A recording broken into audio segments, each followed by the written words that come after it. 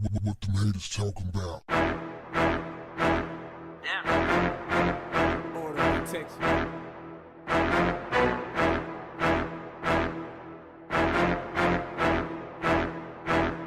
What's up, family? I got a heartbreaking story for y'all.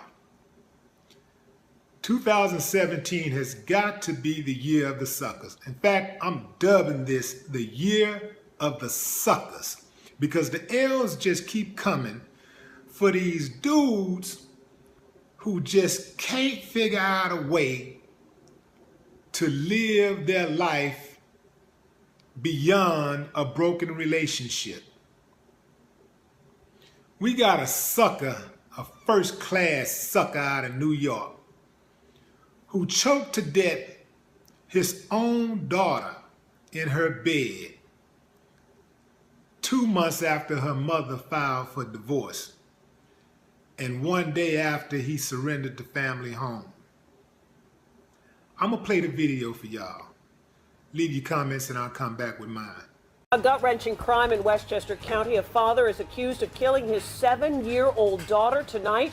The child's nanny is speaking exclusively to Eyewitness News about what tipped her off that something just was not right. I said, yeah, where's Gabrielle? Oh, she's in her room resting. Did you notice the blood at that point? No, on his wrist. Yeah. I did, and on his shirt sleeves. New at 5, disturbing new video. Police officers caught on camera kicking a man involved in a fiery crash. But we begin with that little girl, and she was our light. Those words tonight from the mother of 7-year-old Gabrielle White. The second grader was found suffocated in her bedroom at her home in New Rochelle. Her father now charged in her death. The family's nanny, the first to sound the alarm that something was not right. Her exclusive interview first posted on ABC 7 NY. Eyewitness News reporter Kimberly Richardson is live for us in New Rochelle with the very latest. Kimberly? Well, Gabrielle lived here with her father, Neil. The 7-year-old was in second grade at Ward Elementary School. Everyone, her neighbors, her nanny, everyone said that this little girl was smart, she was outgoing and full of life. But yesterday around 1:30 in the afternoon, her babysitter got an odd text from Neil. Usually, the babysitter, Tonette Mahone, keeps in touch with Gabrielle's mom, Michelle. But she didn't hear from Michelle. She got a text from Neil saying that Gabrielle wasn't feeling well, that she was staying home from school. She thought that was odd because Michelle hadn't called her. She came here. She never expected what she found. She walked in the home. The blinds were closed. It was dark. It was eerily silent. She called out for Gabrielle. She called out for Neil, but no one answered. She said she never expected to see what she found next. The suspect, Gabrielle's father, Neil, was standing there. He was talking to her as if nothing had happened, as if nothing was wrong. The next thing they know, Tonette went upstairs and was calling for Gabrielle, calling for Neil. She looked into Gabrielle's room and the blinds were closed. It was dark. She noticed that the blankets were messed up. Then all of a sudden, Neil appears and says to her, as if nothing is wrong, Miss Tonette, hello. The suspect, Neil, says to Miss Tonette, well, Tonette asked where Gabrielle was. Listen to what happened next. He loved her. Little Gabrielle White, the 7-year-old, lived here with her father, Neil, but police say the 47-year-old murdered his daughter, suffocated the little girl. In this exclusive interview, Tonette Mahone, Gabrielle's babysitter, tells me about the last time she saw the second grader alive Monday evening around 8. I gave her evening snack and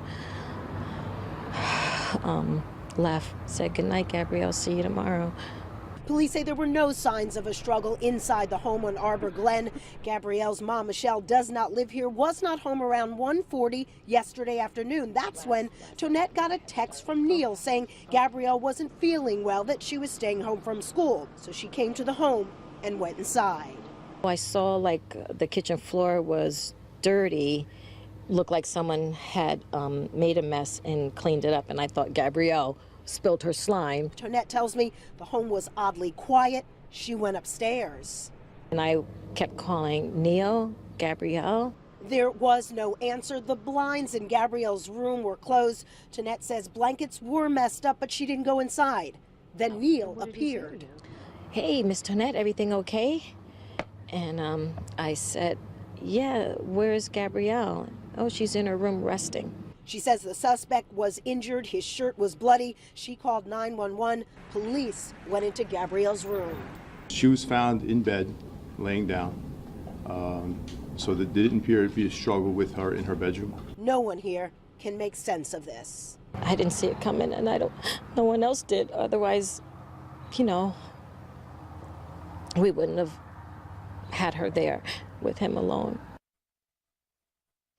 But Gabrielle's mom, Michelle, issued this statement saying, quote, no words can sum up all that Gabrielle meant to us, but she was our light. We are broken and devastated that our sweet little girl is gone, but we're thankful we had 7 wonderful years with her. Now, Neil White is being held without bail. Today, when he faced a judge in the courtroom, his wrists were heavily bandaged. He will be back in court June 15th.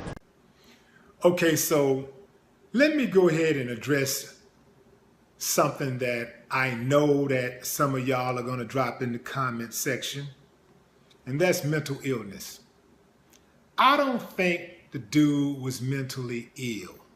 I do think it was something wrong with him, but the way I see it, if he was mentally ill, he would have done something before that. He would not have been calculative. He would have done something to the child, to the mother, killed somebody before the mother filed for divorce.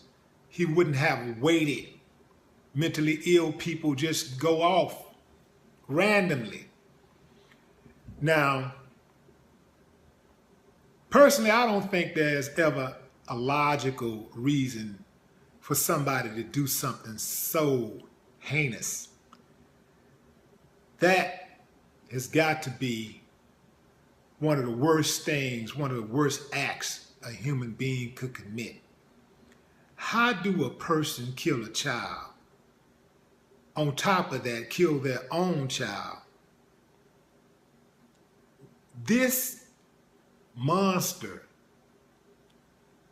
literally choked the life out of his daughter and watched her die.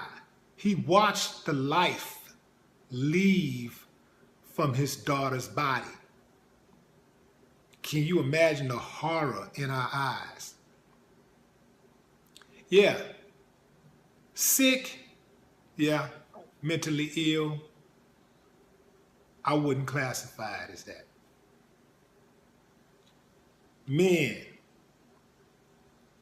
a lot of you guys are very possessive to the point to whereas when a woman don't want anything to do with you anymore, you get very emotional and you want to hurt somebody. I just can't figure out why is it that a man could have this pride about himself and he feels he has this certain amount of male egotism, and he can't bring himself to respect himself enough to hold on to his dignity in situations where a woman says, I don't want to be with you anymore. You see, I've been thinking this way since I was a teenager. After the first chick broke my heart, I concluded that I know I'm a good dude and she'll probably end up with somebody who treats her really, really shitty because I know what I'm about. And if she don't want to be with me, it's her loss. Now, of course, I'm a human being. I have feelings, I have emotions just like everybody else. So I may feel a little slighted that She did me dirty. She did me wrong.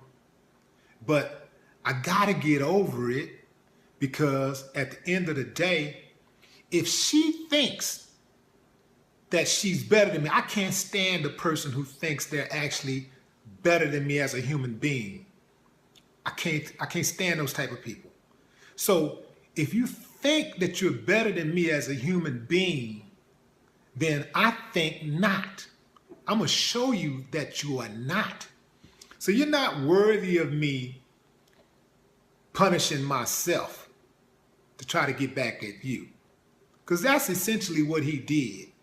He killed his daughter, took it out on an innocent person, and then he punished himself by ruining his own life and putting himself into the court system. Even if he had killed himself, he still would have punished himself at the end of the day for somebody who deemed him unworthy. If you think I'm unworthy, my job is not to prove to you that I'm unworthy. My job is going to be to prove to you that I am worthy. Thereby, I'm going to outshine. I am going to find me a woman who's better than you, who deserves me, who deserves my attention and my love, my affection. That's what I'm going to do as a man. I'm not going to let you see me sweat. Definitely not going to let you see me sweat you. But some of these dudes, they don't get it. And I understand a lot of y'all ain't got daddies. I didn't have a daddy either that was present in my life who gave me the game. I learned all of this stuff through trial and error, but I got it early on. And some of these dudes are in their 30s and 40s and 50s and still ain't figured it out. If you can't figure it out, now it's not your friend's business. It's not your friend's responsibility to talk to you and guide you and help you. But it is good to have friends who you can call on, who you can call and say, hey man, I'm going through it. I need a little advice. That's good. That's good stuff, man. It's good. I got friends that I call sometime and I ask for advice from. And it helps me when I'm going through a rough patch. I got friends who call me. It's not a sign of weakness. We got to get over that. It's not a sign of weakness. Anytime you need assistance and you ask for assistance, that is a sign of strength. That is being smart. That is using your resources that are available to you. You have people who can coach you, who can give you information, who can share their experiences with you. You should take advantage of it. Now, having said that, some of us don't have people that we can confide in like that. That doesn't mean that it gives us an excuse to go off the edge. It just means that we got to figure it out. Like I figured it out when I was a teenager. We got to figure it out, man, because this ain't how it goes. That's cold-blooded. How do you kill your own child? How do you choke the life out of your own child? Wow. This dude, divorce. Divorce happens, man. When you get married, just know it's a possibility that you will get divorced. That's how people should approach divorces. I know people say, no, you should approach it like it ain't gonna never end and you're happily ever after and you give your heart and your love and you put it, that's the problem. Stop putting all of your heart into anything. Don't give all of your nothing to nothing. Stop looking for people to make you happy. Stop looking for people to make you happy. Understand what I'm saying? If a person can give you happiness, they can take it away. I look for someone who can share in my happiness, who can make me happier. So that way, even if they leave, I'm still a happy person. I'm still good.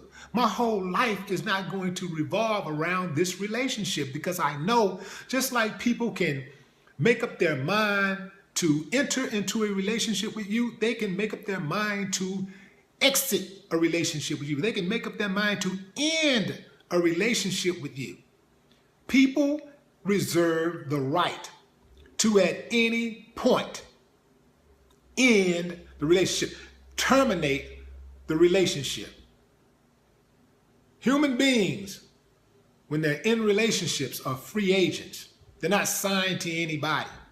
You might have your name on a piece of paper for court records and all of that stuff, but at any point, they can decide that they don't want to be with you anymore. You have to face that fact. You have to go into a relationship knowing that. Stop going into these relationships like you own people. We don't own each other. We're merely enjoying each other's company for the time being, however long that time is. This dude deserved to be shot on sight. He deserved to be shot on sight. Now, some people say, well, that's why we have to get the police involved early, and we have to file restraining orders, and we have to be diligent and let people know this and let people know that. You know what our biggest problem in society is? We're too reactionary. Our biggest problem in this society, with all of these things happening, with all of this, hey, right now we got a law and order president in the White House, and he's engaging in criminal activities. He has committed treason, yet he's in the White House, and he's still campaigning on law and order. So even with him sending his henchman out to arrest everybody else and convict everybody else, put everybody else in jail, he's doing something opposite. He's doing the same thing that he's accusing everybody else of doing. He's committing crimes himself while he's in the White House.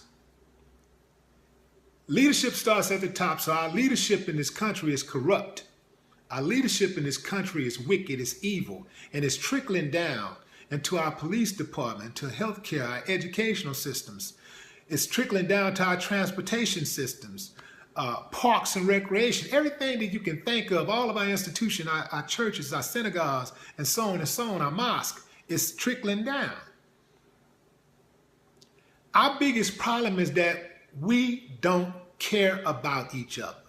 We don't care about our neighbors, and we don't care about our neighbors' children. Everybody is trying to mind their own business and stay out of the way and don't get involved and let people do what they want to do and just mind your own business. And it doesn't matter what community we live in. It doesn't matter whether we're paying no rent or whether we're paying $5,000 a month. People don't know their neighbors. They don't know who their neighbors are. Some may even wave, but they don't even know their neighbors' names. I lived next door to one neighbor for 4 years and never knew his name till the last 3 weeks before he moved out of his house. I think he came over to introduce himself as part of like the celebration, like, yeah, moving away from this, you know. But that's how it is. We don't care about our neighbors. We don't care about our neighbors' children. And so we don't look out for each other. And so people feel like they're out here by themselves. There's no sense of community. And that's why you have so much wicked shit going on in this country. And it's going to continue to go on. If we can fix that part where we have the government looking out for its least, we have neighbors looking out for neighbors and neighbors' children looking out for each other, man, the wicked people couldn't even infiltrate our communities because they would know they are not welcome in our communities. The politicians, the wicked politicians, wouldn't be able to survive a day because they would know that they are not welcome by the American people. So this was a hard one, man. So all I can say, man, is R.I.P. baby girl, and I hope and I pray that the mom find peace, comfort, and support while she's going through this difficult time. No more talk. What the haters talking about? Order of protection.